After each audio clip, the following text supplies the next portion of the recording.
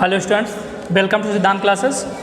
हम लोग आज एनसीईआरटी के कुछ आगे के क्वेश्चन सॉल्व करेंगे जो ऑप्टिक्स चैप्टर के कुछ 2 क्वेश्चन पहले सॉल्व कर चुके हैं। अदर किसी बुक के भी क्वेश्चन कुछ सॉल्व कर चुके हैं। एनसीईआरटी के कुछ क्वेश्चन दिए गए हैं, इसको हम सॉल्व करते हैं आज। ठीक है, तो अगर अभी तक न्यूमेरिकल आप लगाना नहीं जानते थे या नहीं समझ में आता कैसे लगाया जाएगा, ठीक है, तो वीडियो पूरा लास्ट से लेकर अंत तक देखिए।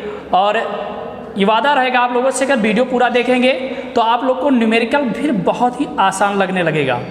आपको न्यूमेरिकल में फिर दिक्कत नहीं रह जाएगी। न्यूमेरिकल जो गुणा भाग कैलकुलेशन की जो प्रॉब्लम होती है, ये सब भी आपसे सॉल्व हो जाएगा। ठीक है ना। तो चलिए सबसे पहले हम क्वेश्चन लिखते हैं। कॉपी और पेन लेकर आप बैठ जाइए। पहले क्वेश्चन आप लिखिए, इसके बाद उस क्वेश्चन को हम सॉल्व करते हैं। लिखिए जल्दी से। कोई टैंक 12.5 सेंटीमीटर ऊंचाई तक जल भरा है। किसी सूक्ष्मदर्शी द्वारा बीकर की तली पर पड़ी किसी सुई की आभासी गहराई 9.4 सेंटीमीटर मापी जाती है। जल का अपवर्तनांक क्या है? Question mark. बीकर में उसी ऊंचाई तक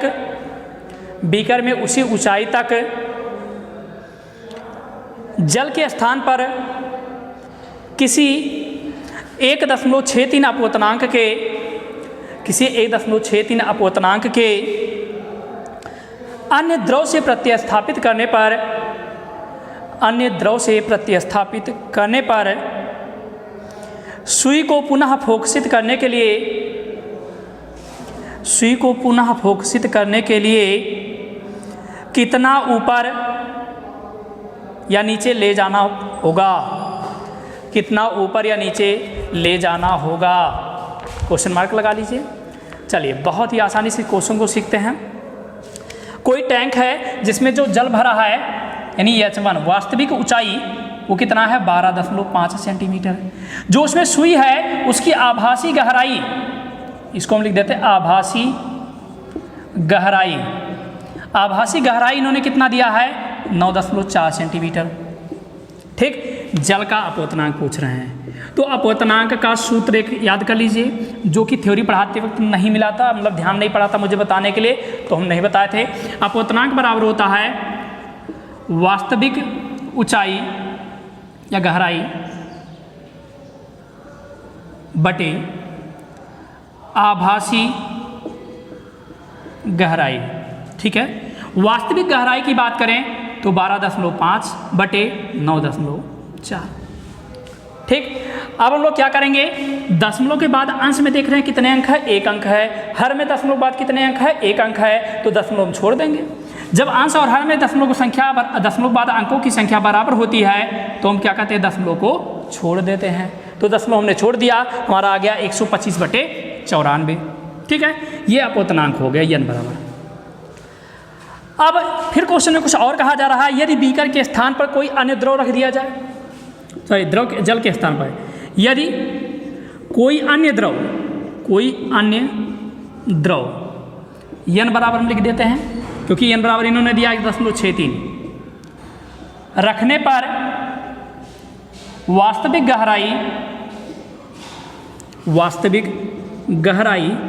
अब जरा सोचिए, जब कोई अन्य द्रव भर दिया जाएगा उतनी ही ऊंचाई तक, तो वास्तविक गहराई तो हमारा उतना ही रहेगा, यानी वास्तविक गहराई H1 ही रहेगा,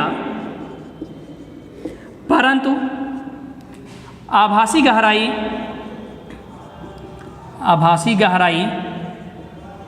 बदल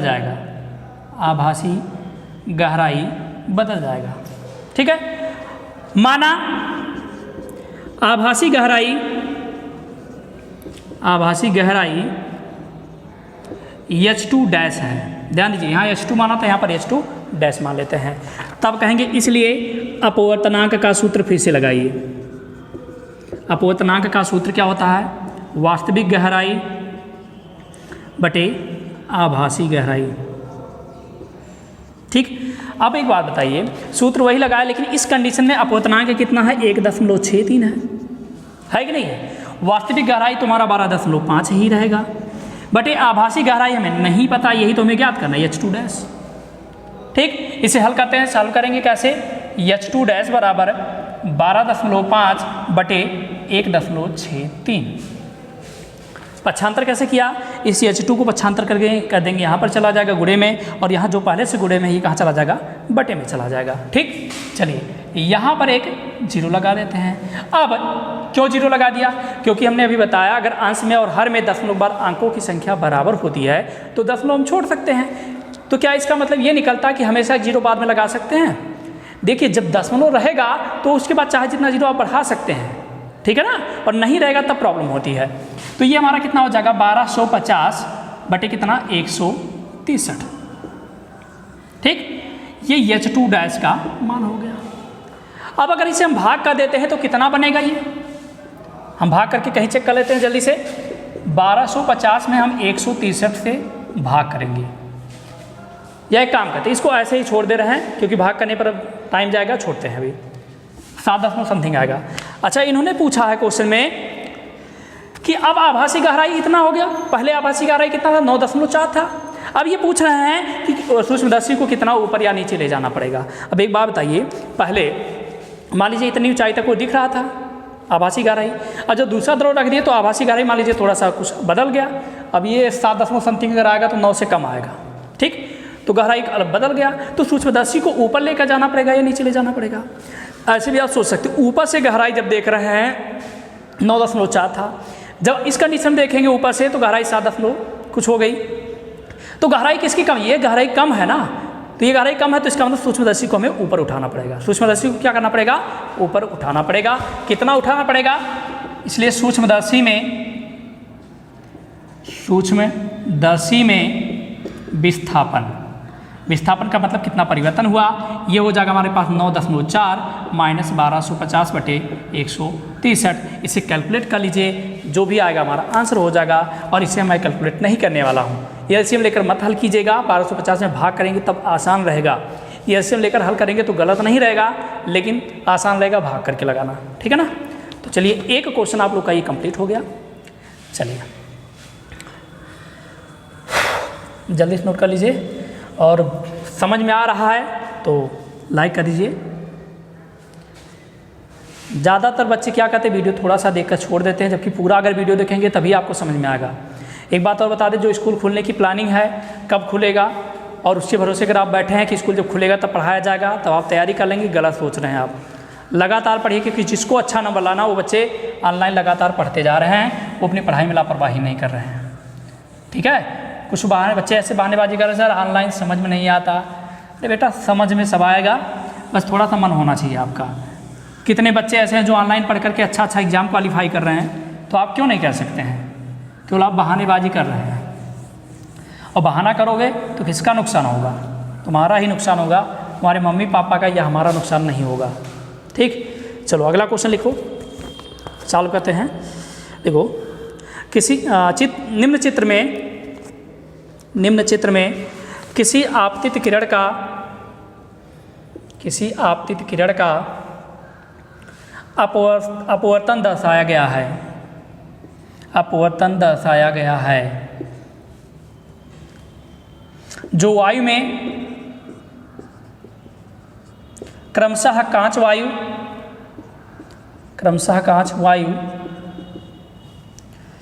तथा जलवायु अंतरापृष्ठ के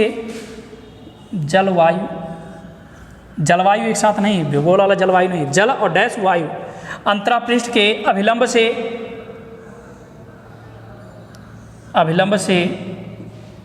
60 अंश का कोण बनाती है। 60 अंश का कोण बनाती है। उस आपतित किरण का अपवर्तन कोण ज्ञात कीजिए, जो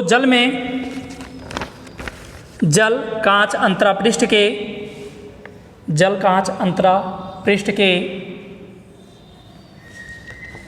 अभिलंब से 45 अंश का कोण बनाती है।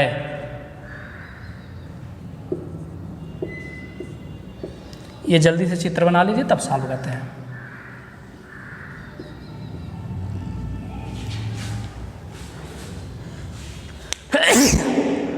देखिए ये क्वेश्चन बहुत ही अच्छा है, कॉम्पिटिटिव एग्जाम में ये भी ये क्वेश्चन पूछा जाता है। अच्छा एक बात और बताना चाहेंगे, अभी जल्द ही नीट का पेपर हुआ था। अगर आप लोग बोले हैं और थोड़ा सपोर्ट कीजिए, वीडियो पूरा देखिए जितने भी 20 मिनट 25 मिनट का होता है, तो नीट का हम क्वेश्चन सॉल्व करवा देंगे आपको, जो इस बार पेपर में आया हुआ था नीट का, IIT का सब, ठीक है। लेकिन वो ज़रूरत है कि आप लोग के सपोर्ट की। अगर अच्छा सपोर्ट रहेगा, जैसे ये वीडियो है 20 मिनट 25 मिनट का जो भी बनेगा सब लोग पूरा देखें और एवरेज टाइम हमारा 20 मिनट करीब अगर दिखता है तब तो समझ में आ गया सब लोगों ने सपोर्ट किया है, ठीक। अपने दोस्तों से बताइए कि पूरा पढ़ें, तब हम उसके क्वेश्चन सॉल्व करवा देंगे आपके नीट के। चलिए क्वेश्चन सॉल्व करते हैं। ये कहाँ से कहाँ प्रकाश जा रहा है, वाई से जा रहा है, कहाँ, कांच में जा रहा है। तो ANG बराबर साइन 60 बटे साइन 35। कैसे लिखा, साइन I बटे साइन R, I का मान 60 और R का मान कितना, 35, ठीक है।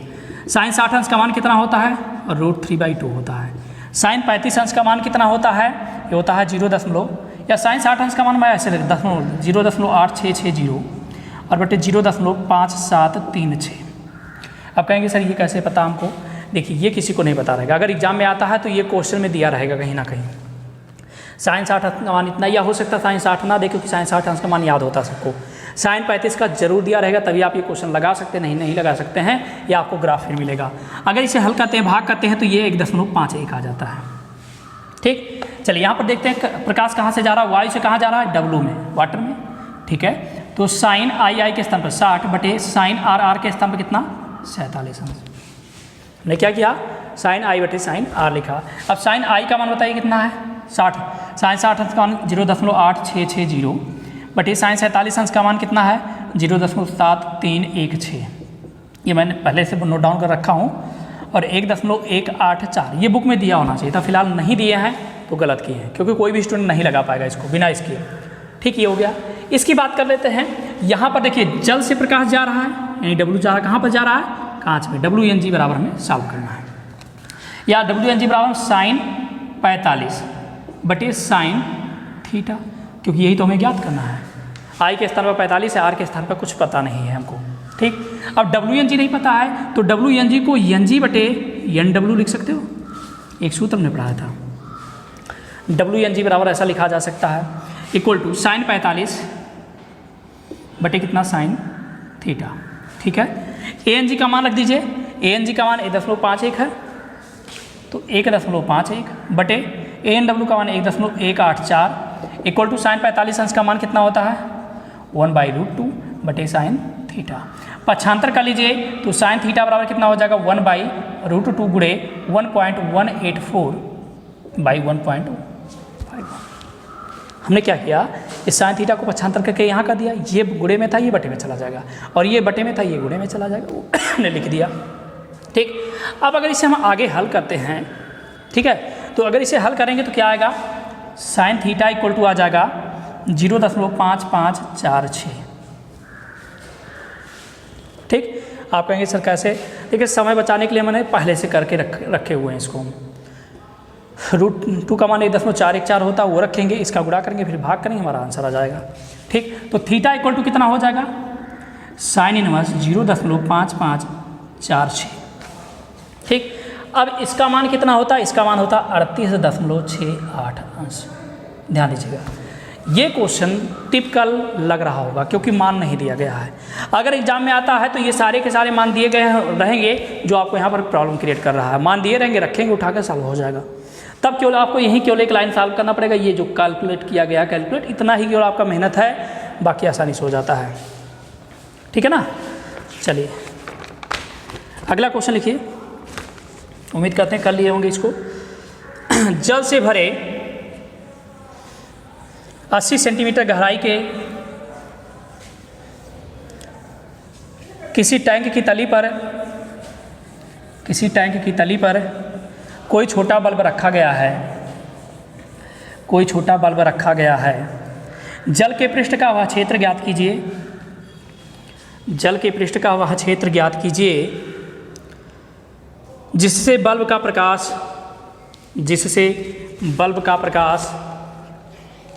निर्गत हो सकता है। जल का अपवर्तनांक 1.33 है। जल का अपवर्तनांक 1.33 है। ठीक, चलिए क्वेश्चन देखिए कैसे सॉल्व में, बहुत ही अच्छा, बहुत ही इंटरेस्टिंग क्वेश्चन, एग्जाम में आ भी सकता है। कोई टैंक है, उसमें 80 सेंटीमीटर तक जल भरा हुआ है। ठीक है, मान लीजिए कोई टैंक था, इधर भी ऐसे दीवार है, इधर भी दीवार है, इसको हमने नहीं बनाया है, इसमें जल भरा हुआ है। इसके तली में एक बल्ब है, तो यहाँ पर बल्ब बना देते हैं, मान लेते हैं यहाँ पर है। ठीक है, ये कह रहे हैं कि जल का अपवर्तनांक दिए हुए, तो लिख देते हैं ANG बराबर कितना, 1.33। ठीक, अब ये कह रहे हैं कि जब बाहर से कोई व्यक्ति देखेगा, यानी यहाँ से कोई देखेगा, तो जो प्रकाश निकलेगा वो सीधे ऐसे जाएगा। आप जानते हैं जब बल्ब जलता है तो सीधे थोड़ी ऐसे फैल कर जाता है, दूरी पर जब देखते हैं। तो यहाँ से जो प्रकाश गिर जाएगा कुछ इस प्रकार से जाएगा और कुछ इस प्रकार से जाएगा। जाएगा कि नहीं जाएगा? बिल्कुल जाएगा। ठीक, अब हम लोग क्या कर सकते हैं, जब ये प्रकाश की राह से चलते हुए यहाँ पर जाएगी तो ये इस दिशा में कुछ चली जाएगी, क्योंकि बाहर जाकर फैल जाएगी, तभी वो दिखेगा पूरा। तो यहाँ अभिलंब खींच देते हैं और ये पक्का है 90 अंश का कोण बन गया। ये हमको नहीं पता, मान लेते आई, और ये भी हमारा हो जाएगा आई। क्यों? क्योंकि जब दो समांतर रेखाओं को तिर्यक रेखा काटती है तो ये एकांतर कोण है, दोनों बराबर होता है। तो यहाँ आई तो यहाँ पर भी आई। ठीक है, चलिए आगे सॉल्व करते हैं। ये तो हमारा 80 सेंटीमीटर सबको पता है, 80 सेंटीमीटर है। हमें ये क्षेत्रफल ज्ञात करना है, मतलब जो प्रकाश किरण निकलेगा वो इसी से ऐसे बाहर जाकर निकलेगा, उसका क्षेत्रफल हमें ज्ञात करना है। तो उसका क्षेत्रफल ज्ञात करने के लिए हम क्या कर सकते हैं, इसका क्षेत्रफल देखा जाए तो वृत्ताकार है तो पाई आर स्क्वायर का सूत्र लगा सकते हैं। लेकिन जब पाई आर का सूत्र लगाएंगे, पाई आर स्क्वायर का, तो आर नहीं पता, आर मतलब त्रिज्या इसकी नहीं पता है, तो त्रिज्या निकालेंगे पहले। तो त्रिज्या कैसे निकलेगा, देखिए बहुत ही सिंपल है। हम सूत्र लगाएंगे, ANG बराबर क्या होता है, साइन आई बटे साइन आर। लेकिन यहाँ पर प्रकाश किरण कहाँ तक, जल से वायु में जा रहा है, तो ANG ना लिख करके GNA लिखेंगे। ध्यान दीजिएगा, प्रकाश जल से अगर वायु में जा रहा है तो GNA लिखना पड़ेगा। ठीक है, अब GNA का मान तो हमको पता नहीं है, तो इसे 1/ANG लिख सकते हैं कि नहीं लिख सकते? कई बार सूत्र पढ़ा गया है, अगर बटे में लेकर जाते हैं ये दोनों आपस में पलट जाते हैं। इक्वल टू साइन आई का मान कितना है नहीं पता है, साइन आर का मान कितना है 90 है। ठीक, ये हो जाएगा 1/ANG equal to sine I. Sine 90 अंश का मान 1 होता है, नहीं लिखेंगे। पक्षांतर का लीजिए तो साइन आई इक्वल टू कितना हो जाएगा 1/ANG। पक्षांतर क्या इधर उधर करके लिखा समझ लो। आई इक्वल टू कितना हो जाएगा साइन इनवर्स 1/ANG का मान रख दीजिए 1.33। अब इसका वैल्यू कितना होता है, इसका जो मान होता है 48.75 अंश होता है। ये आई का वैल्यू कैसे पता, ये दिया रहेगा क्वेश्चन में, बिना दिए नहीं कर सकता, कोई भी नहीं कर सकता। या तो ग्राफ आपको पता रहेगा या तो कैलकुलेटर यूज कर सकते हैं। साइंटिफिक कैलकुलेटर तभी मिलेगा, तभी लगा सकते हैं। अगर एग्जाम में आएगा तो जरूर दिया रहेगा। चलिए, यानी ये आई निकल गया। अब इसे नाम दे देते हैं ABC और ये आ रहा दूरी। तो त्रिभुज ABC में एक चीज सोचिए, त्रिभुज ABC में पाइथागोरस का प्रमेय लगेगा कि नहीं लगेगा? सॉरी, पाइथागोरस मत लगाइए, हम tan I इक्वल टू लगा लेते हैं। tan I इक्वल टू लंब बटे आधार। आई यहाँ पर लंब क्या है BC और आधार क्या है AB। ठीक है, BC का मान बताइए, नहीं पता है, और AB का 80। तो R इक्वल टू कितना हो जाएगा 80 इंटू गुड़े tan I। ये हो जाएगा 80 गुड़े tan I का मान रखिए 48.75। अब फिर प्रॉब्लम, tan 48.75 का मान हमें पता होना चाहिए। अगर ये मान पता रहेगा तभी हम R का मान निकाल सकते हैं। ठीक, तो ये मैंने लिखा नहीं था, लेकिन मैं मोबाइल से निकाल कर देख लेता हूँ, तब फिर सॉल्व करता हूँ इसे। आगे सॉल्व करेंगे। देखिए एक चीज़ ध्यान दीजिए, ये मैं कैलकुलेट करके देख रहा हूँ, किताब का आंसर मिला रहा हूँ, मैच नहीं कर रहा है। और हमने ध्यान दिया तो यहीं पर गलत दिया हुआ, जो वैल्यू हमने किताब से उठाकर लिखा है, ये जो वैल्यू यही गलत दिया हुआ है। आपके पास अगर साइंटिफिक कैलकुलेटर है उससे आप यूज कीजिए, साइन इनवर्स 1.33 सॉल्व कीजिए तो इस ये वैल्यू कुछ अलग आएगा, यहाँ रखेंगे तो उसके अनुसार कुछ आएगा। ठीक, मैं क्वेश्चन ये मिटाऊंगा भी नहीं, काटूंगा भी नहीं, ऐसे रहने दीजिए। आप लोग थोड़ा सा मेहनत करना पड़ेगा। आपके पास अगर ग्राफ है, मैथ के स्टूडेंट ग्राफ हैं तो वहाँ से यूज़ कर सकते हैं, या साइंटिफिक कैलकुलेटर है तो ये मान एक्सचेंज कीजिए आप, यहाँ बदलाव होगा तो यहाँ पर भी बदलाव हो जाएगा। इसके बाद कहेंगे इसलिए क्षेत्रफल बराबर क्या होगा, क्षेत्रफल बराबर पाई आर स्क्वायर। पाई का मान 3.14 गुणे आर का वैल्यू यहाँ से जो कुछ आएगा, जो मान आएगा वो यहाँ रख देंगे और हल करेंगे तब हमारा आंसर आ जाएगा। ठीक है ना। ये क्वेश्चन मैं पूरा नहीं सॉल्व कर पा रहा हूँ क्योंकि ये कुछ मिस्टेक है, मैंने जो इधर नोट डाउन कर रखा है पहले से वैल्यूज़ को मैं दिखा दे रहा हूँ। ये जो वैल्यूज़ हमने पहले से नोट डाउन कर रखा था इस साइंटिफिक कैलकुलेटर से हमने नहीं रखा है, नेट से निकाल रखा और कोई एक वैल्यू गलत है, ये वाला वैल्यू गलत है यहाँ जो है। ठीक है, साइन इनवर्स 1/1.33 यही गलत है, चाहे हमसे लिखने में गलत हुआ हो चाहे टोटल गलत हो, तो उस आधार पे। लेकिन आप लोग इसे पूरा लगा कर कमेंट करके बताइए, थोड़ा सा मेहनत आप लोग भी कर लीजिए। एक क्वेश्चन हमारे गड़बड़ हो रहा लगा लीजिएगा आप लोग। ठीक है, तो चलिए ठीक है, धन्यवाद।